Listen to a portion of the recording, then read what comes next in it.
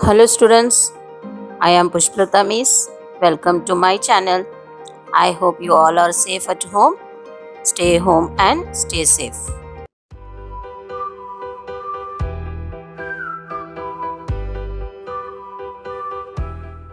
In the previous session, we were discussed about producing food, that is chapter number 9. Today we will discuss about preservation of food, that is chapter number 10. When you leave a bowl of cooked rice in the kitchen for a day, it starts smelling bad and becomes unfit for eating. Have you noticed that? But if you store uncooked rice in a jar in the kitchen for a whole month, it remains fine. Why is it so? Some foods like cereals, pulses and spices can be stored for a much longer time than milk, meat and fruits. Why is it so? In this chapter, we will learn how food items get spoiled and how we can preserve them. First one, how food gets spoiled. When we keep a slice of bread in the oven for a day or two, we find green or black patches on it. Have you seen? It also has a foul smell. This slice of bread is spoiled due to the growth of fungi. Means a microorganism that is called bread mold on it. It is unfit for eating. Next, similarly, if we keep a glass of milk in the oven for a day or two, a foul smell starts coming from it. The milk becomes unfit for drinking. It has been spoiled due to the growth of microorganism called bacteria. Here, a piece of bread spoiled due to the growth of fungi. Here, milk has been spoiled due to the growth of microorganism called bacteria.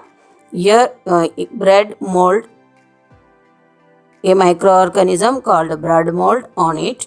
Here, microorganism called bacteria. Next, generally food materials get spoiled due to the action of bacteria, fungi, insects and rats.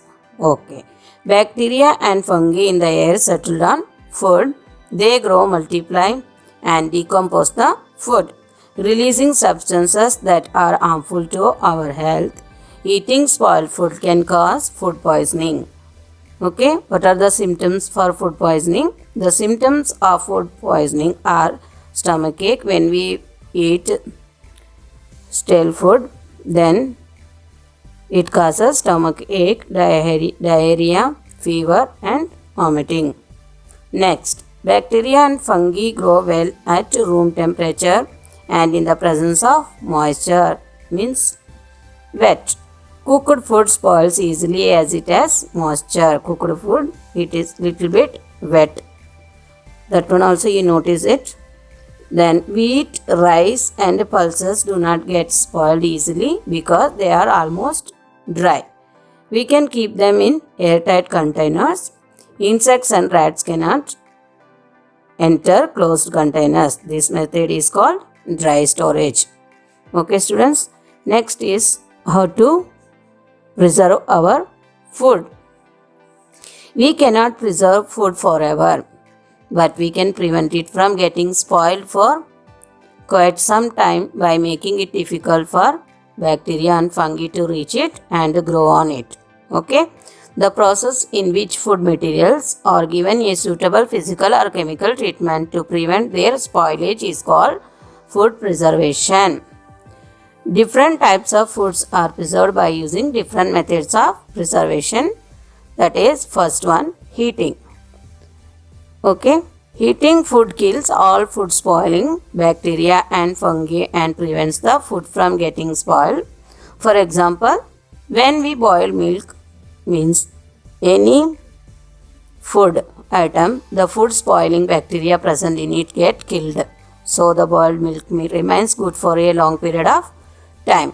Then second, drying. Food spoiling bacteria do not grow well in dry conditions.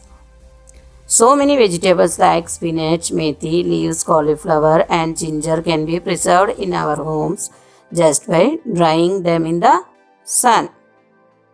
After washing these vegetables, we will keep in the sun. The sun's heat removes water from these food materials and makes them dry. Then fishes are also preserved in the sun by drying them. Next is cooling. Food spoiling bacteria do not grow and multiply in cold conditions, having low temperature.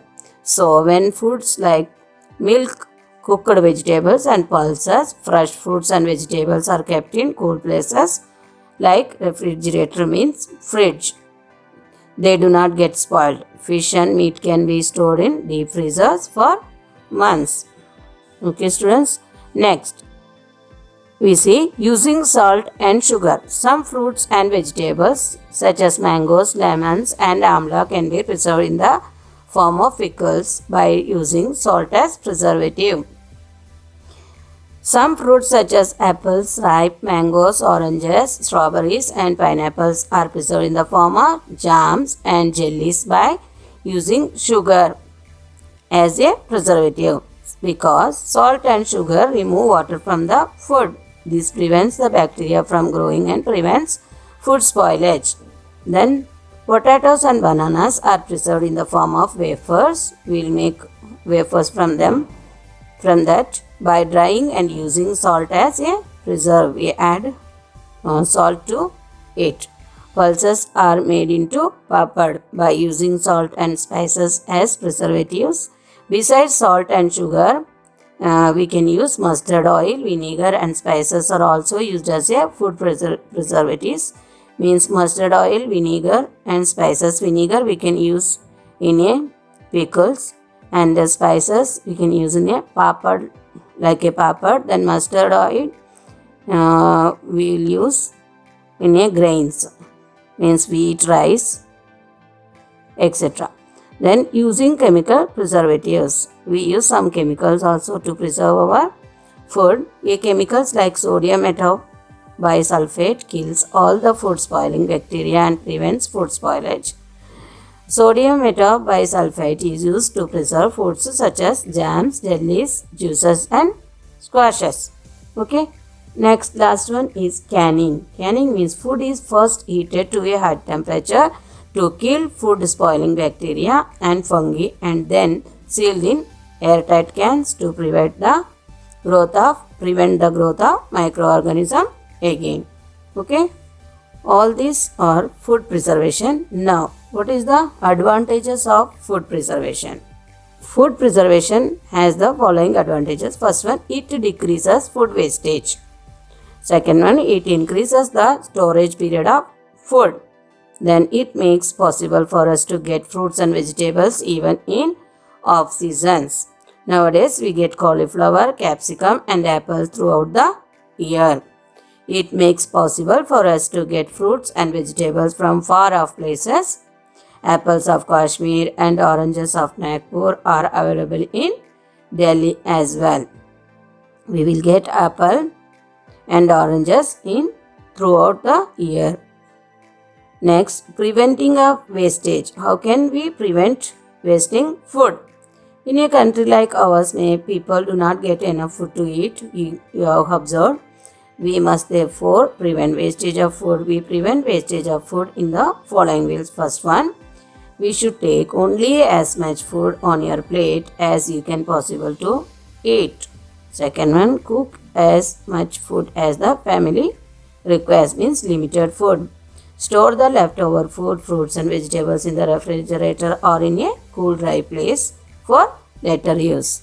Next, store cereals, pulses and spices in clean, dry and airtight containers. Like this way, we can prevent our wastage food also. Then, we must not waste food also. Food preserved is food produced. Our collective action can help remove hunger from our society. Okay, children. Thank you.